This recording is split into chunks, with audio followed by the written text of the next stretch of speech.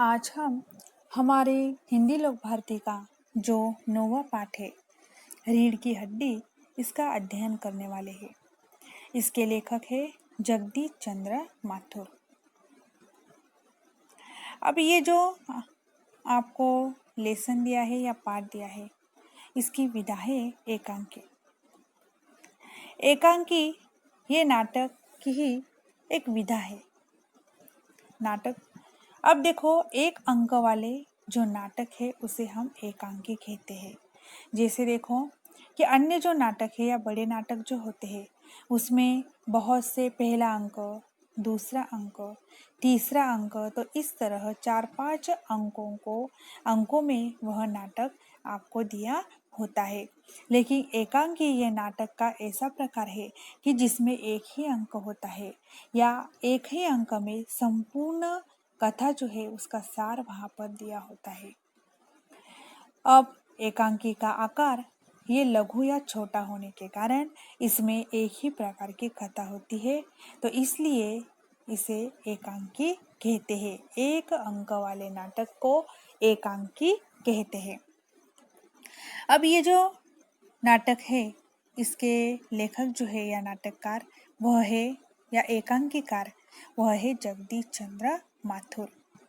अब सबसे पहले हम लेखक का परिचय देखते हैं। उनका जन्म 1917 बुलंदशहर उत्तर प्रदेश में हुआ। जगदीश चंद्र माथुर जी ये वरिष्ठ साहित्यकार और संस्कृति पुरुष थे। वे हिंदी भाषा के एक सफल लेखक एवं नाटककार हैं। उन्होंने प्रयाग विश्वविद्यालय से अध्ययन किया। आकाशवाणी के महासंचालक के रूप में भी उन्होंने काम करते हुए हिंदी की जो लोकप्रियता है उसे महत्वपूर्ण योगदान दिया। उन्होंने AIR का नामकरण या आकाशवाणी भी किया था और उन्होंने अपने समय के जो लेखक है या कवि है उनके साथ मिलकर सांस्कृतिक पुनर्जागरण का कार्य भी उन्होंने किया। उनकी प्रमुख कृतियाँ जो है वह है कोणार्क, पहला राजा, भोर का तारा, शारदिया आदि। अब देखो कि ये जो पाठ है इस पाठ का जो मुख्य सार है वह है कि नारी शिक्षा का महत्व। अब देखो गद्य संबंधी हम उसका परिचय देखते हैं कि प्रस्तुत एकांकी में जगदीश चंद्र माथुर ने स्त्री शिक्षा के महत्व को उन्होंने दिखाए है। यानी ये जो संपूर्ण नाटक है इसका जो महत्वपूर्ण मुद्दा है वह है कि नारी शिक्षा, समाज में नारी शिक्षा का महत्व। अब एकांकी के माध्यम से एकांकीकार ने नारी के प्रति लोगों की जो मानसिकता है उसमें सकारात्मक परिवर्तन होना बेहद जरूरी है यह दिखाने की या बताने की कोशिश उन्होंने की है। अब देखो कि जैसे समाज में नारी शिक्षा का महत्व उन्होंने बताया है कि यदि एक स्त्री शिक्षित है तो वह अपने पूरे परिवार को शिक्षित करती है। परिवार से ही समाज बनता है और समाज से देश। इसलिए कि देश में संपूर्ण साक्षरता लाने के लिए नारी का शिक्षित होना बहुत आवश्यक है। क्योंकि देखो माँ ये बच्चे की प्रथम गुरु होती है। बच्चा सबसे पहले अपनी माँ से ही विविध संस्कार सीखता है। यदि माँ शिक्षित होगी तो वही शिक्षा और सुसंस्कार उस बच्चे में दिखाई दे देंगे। बच्चा भी बड़ा होकर शिक्षित संस्कारी बनेगा जिससे समाज में जो बुराइयां है, अपराध है, कुरीतियां है वह अपने आप समाप्त हो जाएगी। तो इसलिए समाज के सभी लोगों का कर्तव्य है कि वे सहर्ष आगे आए, विशेषतः वह लड़कियों को शिक्षित करे जिससे एक नव भारत और शिक्षित भारत का निर्माण हो सके। तो इस तरह देखो अभी हम पाठ की ओर चलते हैं। ये जो एकांकी या नाटक है इसमें प्रमुख पात्र कुछ इस प्रकार दिए हैं। उमा एक सुशिक्षित युवती, राम स्वरूप उमा के पिता, प्रेमा है वह उमा की माँ, शंकर ये युवक और गोपाल प्रसाद ये है शंकर के पिता। अब इस संपूर्ण एकांकी में जो पात्र है या इन सभी जो पात्र है इन सभी पर आधारित ये एकांकी आपको दी है। अब जो पात्र है उनके नाम यहाँ पर दिए हैं। अब देखो हम अभी नाटक की ओर या नाटक देखते हैं।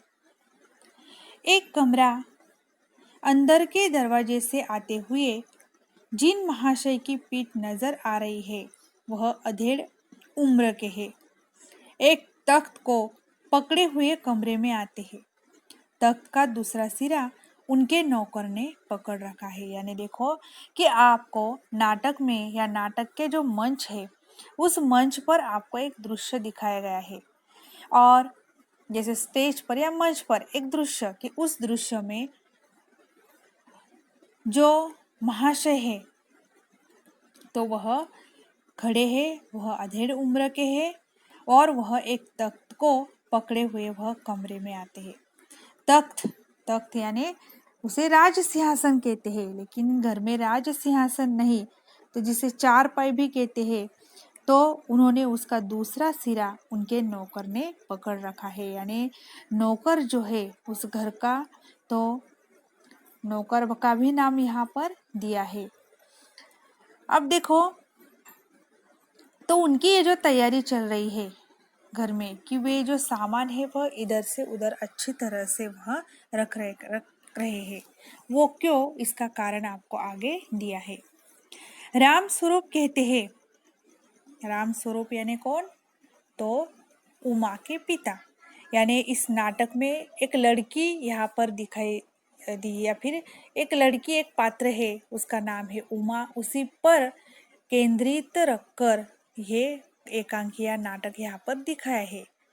तो उमा ये भी एक सुशिक्षित युवती है, पढ़ी लिखी है, और उसके पिताजी का नाम है राम स्वरूप। अबे धीरे धीरे चल, अब तख्त को उधर मोड़ दे। उधर तख्त के रखे जाने की आवाज आती है। रतन, बिछा दे साहब।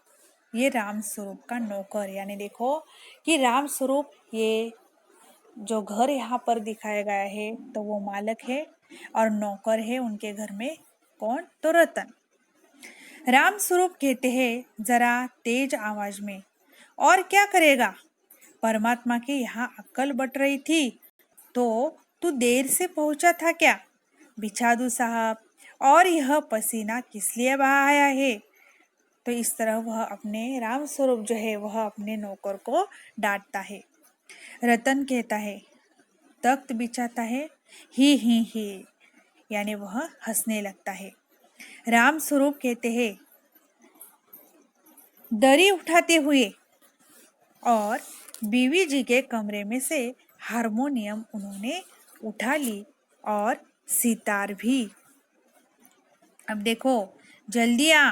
रतन जाता है और पति पत्नी तख्त पर दरी बिछाते हैं। जैसे दरी दरी यानी क्या, कि जो फर्श पर हम बिछाते हैं उसे क्या कहते हैं।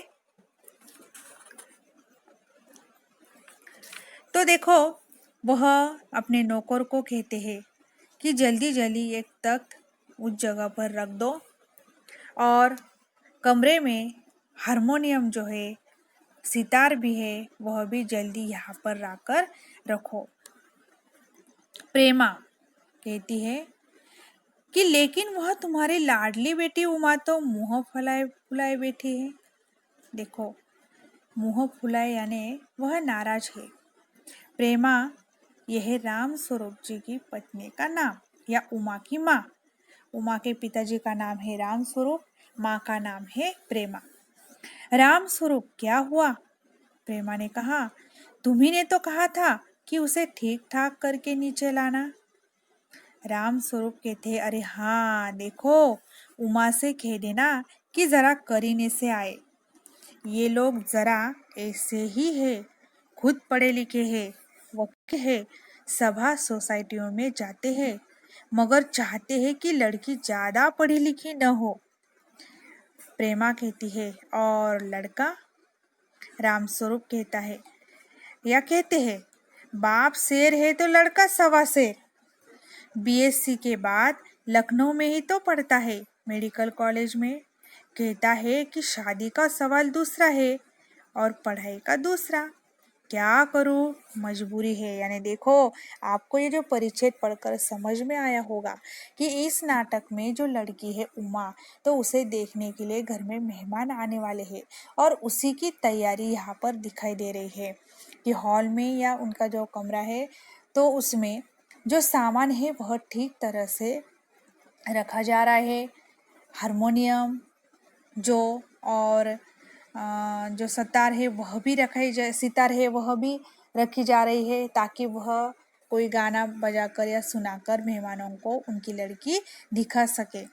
तो इस तरह वह जो पति पत्नी है उमा के माताजी पिताजी है वह उनके बारे में बातचीत कर रहे हैं और वो यहाँ पर दिए हैं कि वह मेहमानों के बारे में उनको क्या जानकारी है कि वह लोग या उन लड़का जो है वह पढ़ा लिखा है, लेकिन उन लोगों को लड़की ज़्यादा पढ़ी लिखी नहीं चाहिए। तो इस तरह ये उनकी क्या